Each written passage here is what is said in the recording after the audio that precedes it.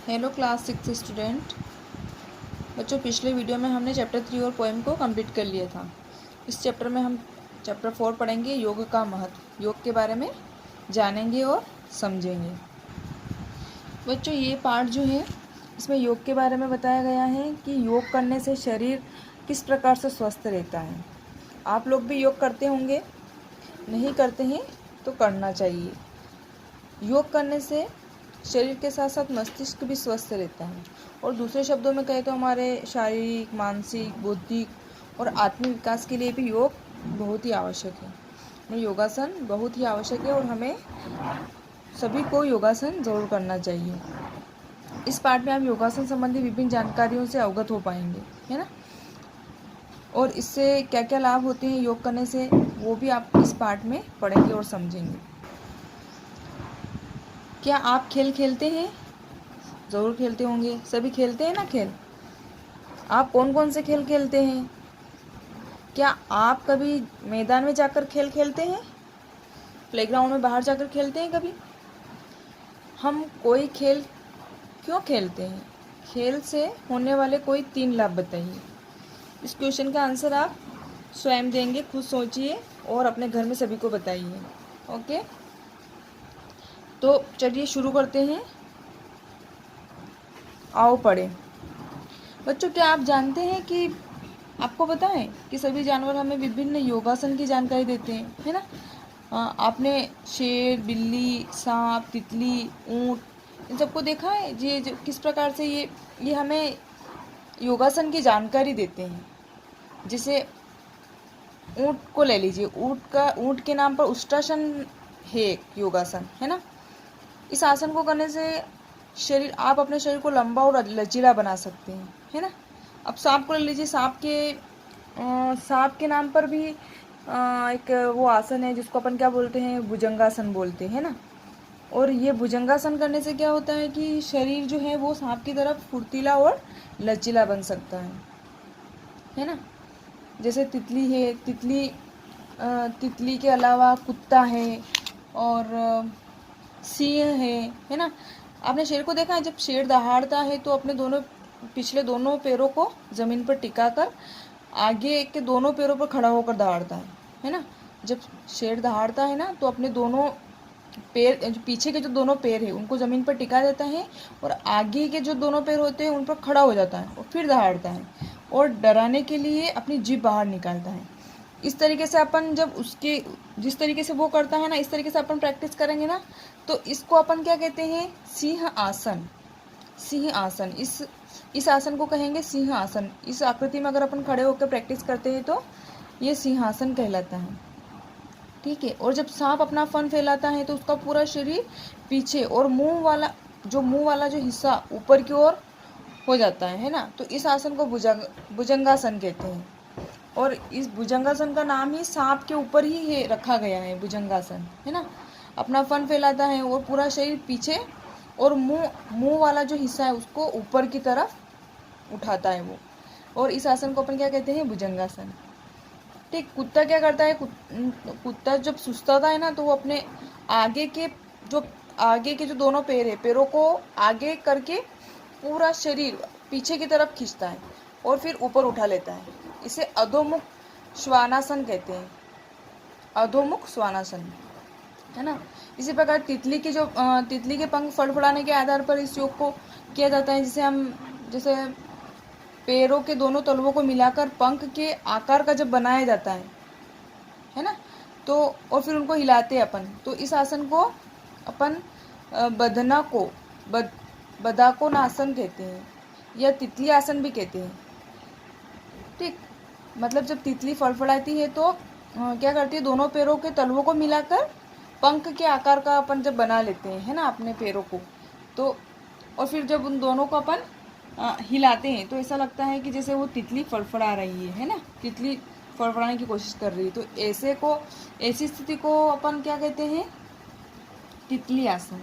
और ये अपने शरीर के लिए बहुत ही ज़रूरी है। सभी को इस प्रकार के आसन करने चाहिए जिससे शरीर और अपना स्वास्थ्य ठीक रहता है ना। तो चलिए शुरू करते हैं। ये पूरे पार्ट की समरी इसमें आ गई है, मैंने जो अभी आपको समझाई है, और कुछ भी नहीं है। पूरी इसकी समरी यही है कि हमें किस किस तरीके के आसन करने चाहिए और किस प्रकार से करने चाहिए। योग शरीर को स्वस्थ रखता है। शरीर के स्वस्थ रहने पर ही मस्तिष्क स्वस्थ रहता है। मस्तिष्क से ही शरीर की समस्त क्रियाओं का संचालन होता है। शरीर के स्वस्थ और तनाव मुक्त रहने पर ही सारी क्रियाएं भली प्रकार संपन्न होती हैं। इस प्रकार हमारे शारीरिक, मानसिक, बौद्धिक और आत्मिक विकास के लिए योगासन अति आवश्यक है। योग शरीर को स्वस्थ रखता है। जब हम योग करते हैं ना तो अपना पूरा शरीर स्वस्थ रहता है, और अगर शरीर स्वस्थ रहेगा तो मस्तिष्क भी स्वस्थ रहेगा, और मस्तिष्क भी अगर स्वस्थ है तो अपन सारा काम जो है, अपनी दिन भर की जो क्रियाएं हैं वो व्यवस्थित और सुचारू रूप से चलती रहेगी। इससे हमारे शारीरिक, मानसिक और बौद्धिक विकास भी बहुत ही अच्छा फल पड़ेगा। उसके बाद में है योगासन। तन और मन को स्वस्थ रखने की प्राचीन भारतीय प्रणाली है। ये बहुत प्राचीन भारतीय प्रणाली है। जो योग करते हैं उसे तन और मन दोनों स्वस्थ रहते हैं। शरीर को किसी ऐसे आसन या स्थिति में रखना जिससे स्थिरता और सुख का अनुभव हो, योगासन कहलाता है। योगासन शरीर की आंतरिक प्रणाली को गतिशील करता है। आंतरिक मतलब जो अंदरूनी जो प्रणाली है उसको गतिशील मतलब लगातार कार्य करने के लिए सक्षम रहता है। इससे रक्त नलिकाएं साफ होती हैं तथा प्रत्येक अंग में शुद्ध वायु का संचार होता है, जिससे उनमें स्फूर्ति आती है। इससे व्यक्ति में उत्साह और कार्य क्षमता का विकास होता है तथा एकाग्रता आती है। एकाग्रता से व्यक्ति को किसी भी कार्य को संपादित करने में आसानी होती है। संपादित करना मतलब कोई भी कार्य जब अपन पूरा करते हैं तो उसमें कोई दिक्कत नहीं आती है और पूरा काम हो जाता है ना। जब मन एकाग्र रहेगा तो सारे काम व्यवस्थित और सुचारू रूप से चलेंगे, और ये कब संभव है? जब अपन योग करेंगे। हमारा हृदय निरंतर कार्य करता रहता है। जब हम थक कर आराम करते हैं या रात को सोते हैं तब भी यह गतिशील रहता है। जब अपन सो भी जाते हैं, आराम करते थे, तब भी अपना जो शरीर है, वो जो हृदय है वो निरंतर कार्य करता रहता है। और अपना हृदय प्रतिदिन 8000 बार रक्त को पंप करता है। इसकी यह क्रिया जीवन भर चलती रहती है। जब तक हम सांस लेते रहते हैं हृदय की गति चलती रहती है। यदि रक्त नलिकाएं साफ होगी तो हृदय को अतिरिक्त श्रम नहीं करना पड़ेगा। इससे हृदय स्वस्थ रहेगा और शरीर के अन्य अंगों को शुद्ध रक्त मिल पाएगा, जिससे वह स्वस्थ और सबल बना रहेगा। इससे हमारी कार्य क्षमता बनी रहेगी और हम स्वस्थ और आनंददायक जीवन जी सकेंगे। ये सभी किसके ऊपर डिपेंड करता है? अगर हम योग करेंगे। मानसिक और शारीरिक स्वास्थ्य को ध्यान में रखते हुए हमारे लिए योग बहुत ही महत्वपूर्ण है। योग का उद्देश्य शरीर, मन और आत्मा के बीच संतुलन स्थापित करना होता है। दूसरे शब्दों में योग का अर्थ होता है शरीर, मन और आत्मा के बीच संतुलन। योग का सामान्य अर्थ क्या है? शरीर, मन और आत्मा के बीच में संतुलन स्थापित करना। जब यह संतुलन स्थापित होता है तब हमें आत्मिक संतुष्टि, शांति और चेतना का अनुभव होता है। बच्चों, जब हम योग करते हैं तो हमारे अंदर जितनी भी बीमारियां हैं, जो भी परेशानी है, अशांति है, ये सब खत्म हो जाती है और हमारा मन क्या है? स्वस्थ महसूस करने लगता है, आत्मिक शांति मिलती है। योग शरीर को लचीला और सबल तो बनाता ही है, यह हमें तनाव से भी मुक्ति दिलाता है। यह शरीर के जोड़ों और मांसपेशियों में लचीलापन लाता है, उन्हें मजबूत बनाता है, रक्त प्रवाह को सुचारू करता है तथा पाचन तंत्र को ठीक रखता है। इस तरह यह बहुत सी शारीरिक विकृतियों को ठीक करता है। विकृतियां मतलब जो कमियां होती हैं हमारे शरीर के अंदर, उन सबको ठीक करता है। इसके अलावा यह रोग प्रतिरोधक क्षमता को बढ़ाता है। मतलब हमारे शरीर में जितने भी रोग हैं उनसे लड़ने की क्षमता को ये बढ़ाता है। और तनाव, थकान, अनिद्रा मतलब नींद नहीं आना, है ना, रक्तचाप, चिंता आदि को दूर कर शरीर को ऊर्जावान बनाए रखने में सहायक होता है। ये सारी अपनी चिंताएं, अपन टेंशन होती हैं, थकान होती है, परेशानी होती है, बेचैनी होती है, ये योग करने के ज़रिए, नींद नहीं आना, ये सब योग करने से शरीर स्वस्थ रहता है और ऊर्जावान मतलब शरीर में पॉजिटिव एनर्जी आती है। आज के भागदौड़ भरी जिंदगी में स्वस्थ रह पाना किसी चुनौती से कम नहीं। अतः हर आयु वर्ग के स्त्री पुरुष के लिए योग बहुत ही आवश्यक या उपयोगी है। मतलब आज का ज़माना, आज तो बहुत भागा दौड़ी रहती है ना जिंदगी में, बहुत मतलब स्वस्थ रहना बहुत ज़रूरी है। अगर स्वस्थ हैं तो हम कोई सा भी काम आसानी से कर सकते हैं। और हम घर के जितने भी स्त्री पुरुष हैं सभी को, हर आयु के मतलब छोटे से लेकर बड़े तक के सभी स्त्री पुरुष को और बच्चों को सबको योग करना बहुत ज़रूरी है, क्योंकि योग के जरिए ही हम स्वस्थ रह सकते हैं। योगासन हमेशा उचित विधि से ही करना चाहिए, अन्यथा लाभ के स्थान पर हानि की भी संभावना रहती है। योगासन से पूर्व उसके औचित्य पर भी विचार कर लेना चाहिए। बुखार से ग्रस्त और गंभीर रूप से बीमार व्यक्ति को योगासन नहीं करना चाहिए। योगासन से पूर्व उसके सामान्य नियमों की जानकारी बहुत आवश्यक है।